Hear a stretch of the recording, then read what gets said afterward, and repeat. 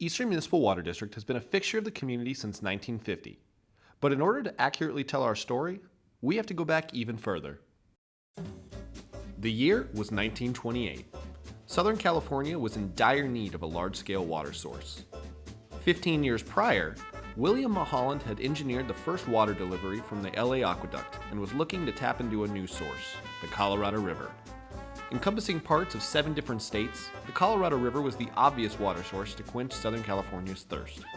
The difficulty was finding the funding during the Great Depression, as well as constructing the infrastructure for what would at the time be the largest water project in history. Such an overwhelming task required the formation of a new type of agency to manage it. And in 1928, the Metropolitan Water District of Southern California was established. Work began on the Colorado River Aqueduct, or CRA, in 1933. The project would include 4 dams, 5 pumping plants, and 242 miles of conveyance infrastructure. In order to reach our valley, a dam was constructed in Parker, Arizona. The river would have to be directed through the San Bernardino Mountains, Coachella Valley, 13 miles under the San Jacinto Mountain, from Cabazon to Gilman Hot Springs. The project required the use of 35,000 workers, 365 days a year for 6 years. In 1939, the project was finished, and water access was now available to a growing Southern California. The construction of the CRA was one of the greatest achievements in California water history. However, with new solutions came new problems.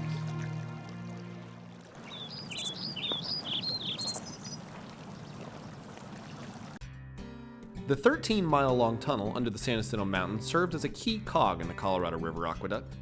The problem, however, was the local water supply was seeping into the tunnel shaft at a rate of about 8,000 gallons per minute. After months of construction, the seepage water was able to be pumped out, but was left to run down the mountainside into the bed of the San Jacinto River, away from the area. Water levels of the valley's wells, creeks, and streams began to lower. In 1935, the Riverside County Board of Supervisors brought forth legal action, calling on Metropolitan Water District to address the issue of exporting the local water supply from the county. Although Metropolitan was able to settle most of the legal claims privately, the issue of decreasing water levels resurged in 1944 when the Water and Natural Resources Committee of the Hemet Valley Chamber of Commerce called a meeting of concerned ranchers in Hemet, San Jacinto, Paris, Lakeview, and Nuevo. The ranchers formed the San Jacinto River Protective Committee. The committee called upon Metropolitan to stop all seepage in the San Jacinto Tunnel and to return the estimated 150,000 acre-feet of water that have been carried away since 1934. With support of members from the Assembly, Senate, and Riverside County supervisors, Metropolitan agreed to annex a local municipal water district, give it full rights to the San Jacinto Tunnel seepage at no cost, provide the new district with 3 connections to the Colorado River, pay for construction of one of these connections, and give the district $250,000 for construction costs. This new agency, who would be the easternmost member of Metropolitan, was founded in 1950 and would be called Eastern Municipal Water District. The vote on the formation of the new district drew nearly a 60% voter turnout, passing 4,107 to 80. The district was divided into 5 areas, each roughly equal in population. Doyle Bowen was hired as the first general manager and chief engineer of EMWD. His starting salary was $7,800 a year. One of EMWD's earliest wells was located in Hemet on Sanderson and Ramona Expressway. This well was utilized to return the San Jacinto seepage water to the valley. EMWD's first water delivery came to Paris in 1953 from the Colorado River. The CRA was a step in the right direction. However, as Riverside County's population grew, so did the rest of the state, placing demands on local water supplies up and down the coast. It became apparent that another source of water was necessary to support the farmers of the valley and the growing communities of Southern California.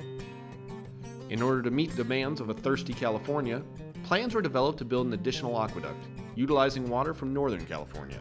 This project would be called the California State Water Project. In order to bring the State Water Project to Southern California, the voters in all of Metropolitan's member agencies had to approve an $850 million bond to pay for a supply system that would carry Northern California water to each of the member agency districts. Lake Paris was chosen as the terminus for the southern end of the State Water Project.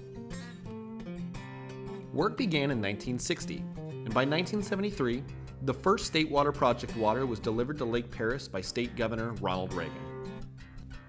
As water scarcity was becoming the problem of yesterday, the issue of sewage disposal was quickly becoming the modern concern. In the early 1900s, sewage was pumped to the edge of town, where few resided. However, as population and industry grew in the area, the deserted outskirts of town grew in residency. Agriculture was transitioning into urban, commercial, and industrial. Thankfully, EMWD had the foresight to solve this problem beforehand. In 1961, in anticipation of this industrial transition, EMWD had supported legislation allowing municipal water districts to develop sewage treatment infrastructure. Moving into sanitation and eventually reclamation allowed EMWD to be a full-service water utility provider. EMWD's first sanitation plant was built in Sun City in the mid-1960s. Since then, EMWD has grown this infrastructure and even utilized the recycled water of the treatment process to support local business and agriculture. Since its formation in 1950, EMWD has grown to become the sixth largest water retailer in California, providing water, wastewater, and recycled water services. Acting as a wholesaler and retailer for over 800,000 customers, EMWD has become a leader in water technology as well as in state and federal legislation. EMWD strives to maintain its close ties to the community and be on the forefront of water technology, infrastructure, and legislation. Although we've grown exponentially from our humble beginnings, EMWD's fundamental mission is and always will be serving our community today and tomorrow.